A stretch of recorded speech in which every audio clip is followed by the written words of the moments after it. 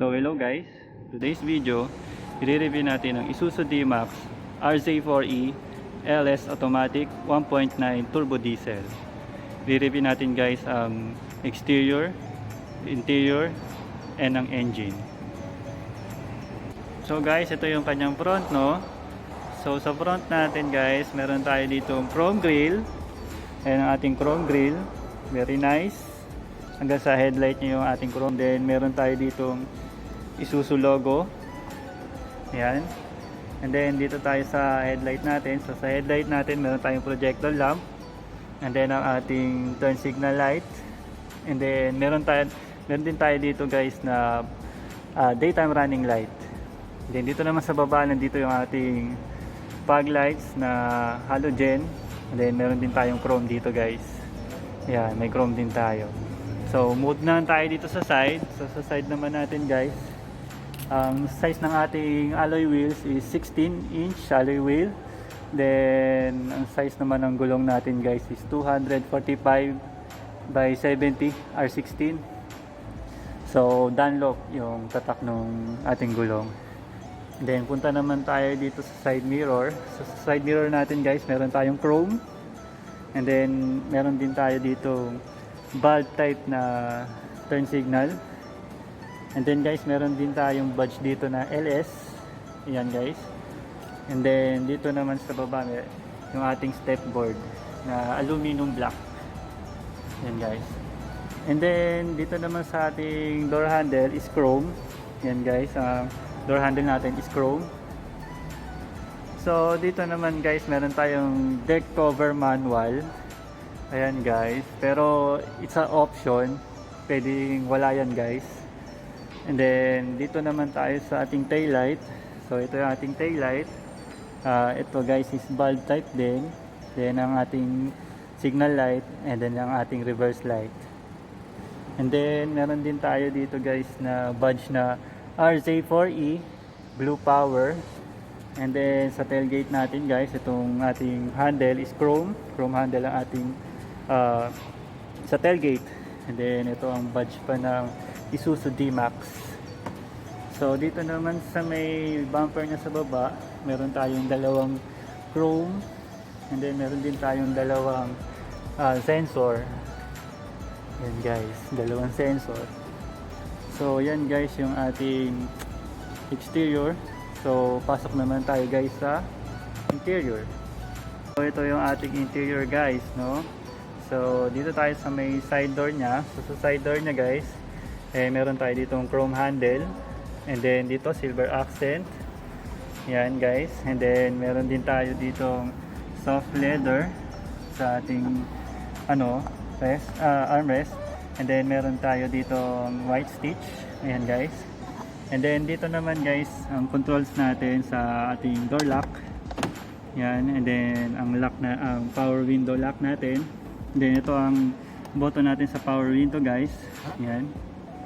And then dito naman sa baba na to, meron tayong cup holders and then speaker. So dito naman guys sa seat niya. So dito is soft fabric sa ating seat. Ayan yung kanyang design. And then guys, sa controls niya, meron tayo ditong recliner, height adjustment, and then yung sa slide. So guys, manual control. And then dito naman guys, nandito yung ating headlight leveling adjustment. Then ang ating side mirror controls. So dito naman guys, ito yung ating AC vents na may cup holder guys. Yan guys. And then sakay naman tayo. Opya. So ito yung ating steering wheel guys. So sa steering wheel natin, wala tayong controls dito sa magkabila. Pero may silver accent naman siyang design. And then Isuzu logo. Then may airbag. And then yung kanyang busina. Then sa gauge naman, dito yung RPM, speedometer, tsaka meron siya dito LCD guys sa mid. And then dito naman tayo sa kanyang dashboard. Black plastic naman siya guys sa dashboard natin. Pero meron tayo dito guys na storage. Ayan. And then meron din tayo ditong hazard. And then ito yung kabilaan natin ng AC vents. Then ito sa mid na to is yung ating infotainment system na 7-inch. Yan guys. And then dito sa AC natin na manual control. Ito yung ating temperature. Ito yung ating fan speed. Ating different mode guys. So moving naman tayo dito sa shift knob natin. So ito yung silver accent dito, then black dito.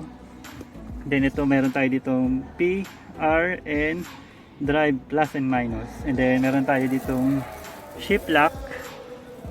And then yan yung silver accent natin hanggang dito sa may taas. And then dito naman guys, meron tayo ditong badge ng Isuzu D-Max. And then meron siya ditong storage. Ayan guys. So tatlo yan storage niyan guys, nakalock lang to. So isa dito, then dito, then dito. So tatlo yung storage niya. Very nice guys. So another cup holder sa AC vent niya. Then ito naman yung sa passenger na side door niya.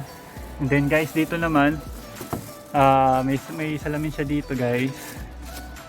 And then dito guys, meron siyang dome light, dalawa. Ayan. And then meron tayong storage ng sunglasses dito. Then dito guys wala. Then sa mga A-pillar niya guys, meron din siyang mga handle sa A-pillar niya. Ngayon magkabila. So dito pala guys, sorry, sa center na to meron tayong 2 cup holder, then traditional handbrake. Then dito guys yung ating armrest na may storage din. Malaki din storage nito guys. So yan ang ating storage sa ating armrest. So moving naman tayo sa likod. So dito naman tayo sa likod guys. So same lang din yung side door niya sa likod tsaka sa harap. Mayroon din siyang hand speaker. So yan, may soft leather din, silver accent. And then dito naman sa natin, sa seat natin, soft fabric pa din na nahati sa 60-40. And then may tatlong headrest. And then meron ding mga seat belts. So meron din siya dito dome light sa gitna. And then yung ating hand grip, tatlo. Wala lang sa driver side. So pasok tayo. So yan to yung space para sa akin na malaki talaga. Kasi yun yung normal driving position ko doon. And then ito meron ditong USB charge. Yan, may USB dyan. And then 2 cup holders. So yan guys. Then ito yung itsura ng ating dashboard. Yan yung ating itsura guys. Diba? Ganda. So punta naman tayo guys sa ating engine. Guys, ito yung engine niya guys, no? So it's a 1.9 turbo diesel at 150 horsepower at 3,000 RPM, and then 350 Newton meters of torque at 1,800 to 2,600 RPM. So yan ang kanyang engine guys.